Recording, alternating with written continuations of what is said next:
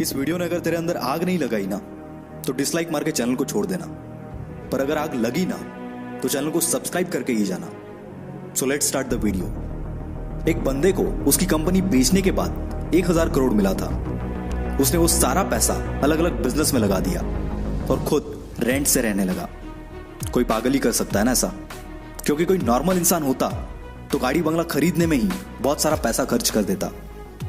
यह पागल इंसान और कोई नहीं, इलॉन मस्क है, जो कि आज वर्ल्ड की कई लीडिंग कंपनीज का मालिक है और आज इसकी नेटवर्थ है 1,40,000 करोड़। और यह सब उसके पागलपन, उसकी जिद का ही नतीजा है। क्योंकि भीड़ के साथ चलना तो बहुत आसान है, पर पागलपन ही चाहिए भीड़ से हटकर कुछ करने के लिए। जिस बंदे को कभी उसकी भारी आवाज की वजह से रेडियो से रिजेक्ट कर दिया गया था, उसने जिद पकड़ी और वो मुकाम हासिल किया जिसके कई लोग सिर्फ सपने ही देखते हैं। जी हाँ, मैं बात कर रहा हूं अमिताभ बच्चन की। उनकी पहली सुपरहिट मूवी जंजीर आने से पहले उनकी 17 मूवीज फ्लॉप हो चुकी थी, फिर भी उन्होंने अपनी जिद नहीं छोड़ी और आखिरकार कामयाबी को भी उनके जिद के आगे झुकना पड़ा। विराट कोहली का भी एक ऐसा ही किस्सा है, जो कि क्रिकेट के लिए उसका पागलपन, उसकी जिद को बयां करता है। 2006 की बात है।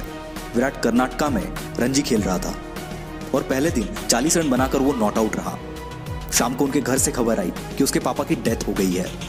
सबने एक्सपेक्ट किया कि विराट तुरंत घर के लिए निकलेगा।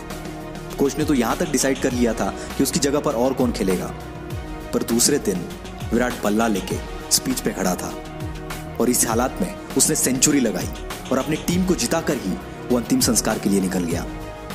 इसे पागलपन नहीं तो और क्या कहेंगे। लाखों में किसी एक के पास ही ऐसी जिद, ऐसा पागलपन होता है और वही कुछ हटके कर जाता है। दिन का 15-15 घंटा काम करने के लिए सिर्फ एनर्जी नहीं, बल्कि उस काम को करने के लिए वो जिद, वो पागलपन होना चाहिए। क्योंकि ऐसे जिद्दी, ऐसे पागल लोग परसेंटेज में नहीं, नंबर्स में होते हैं। ऐसी एक जिद और पागलपन से भरी हुई कहानी है दशरथ मांझी की, जो कि अपनी पत्नी को टाइम पर हॉस्पिटल ना पहुंचा पाए, क्योंकि इनके गांव से हॉस्पिटल के पीछे एक बहुत बड़ा पहाड़ था और उसी वजह से उनकी पत्नी का देहांत हो गया। बंदे को गुस्सा आ गया और इसी गुस्से को उसने अपनी जिद में बदल दिया और इस बंदे ने केवल छेनी हथौड़े से 22 साल में 55 किलोमीटर का पहाड़ तोड़ दिया। यह पागलपन नहीं तो क्या है।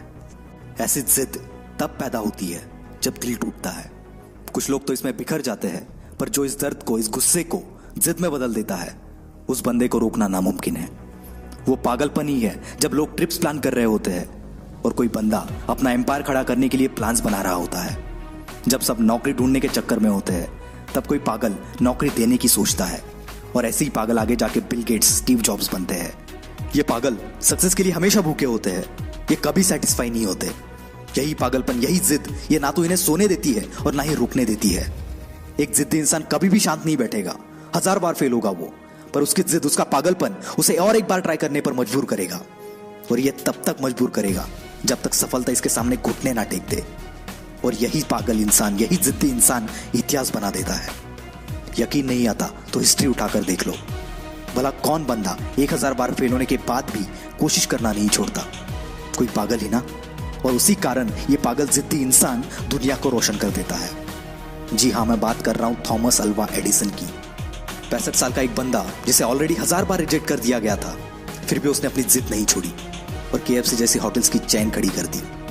जिस बंदे को अंग्रेजों ने उनके होटल में नहीं आने दिया, उस बंदे ने जिद पकड़ी और दुनिया का सबसे बड़ा होटल ताज बना दिया।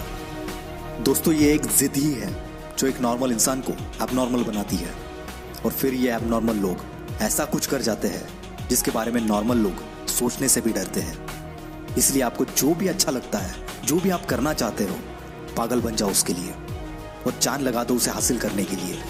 क्योंकि जब तक ये जिद, ये पागलपन आपके अंदर नहीं आएगा, तब तक आप नॉर्मल ही रहोगे। और अगर नॉर्मल रह के ही मरना है तो ऐसे ही जियो, पर एबनॉर्मल बनना है तो जिद्दी और पागल बनना पड़ेगा। वीडियो अच्छा लगा तो ही लाइक करना, शेयर करना और हमसे जुड़ने के लिए नीचे वाले लाल बटन को दबाकर चैनल को सब्सक्राइब जरूर करना। This is will power star signing off for the day.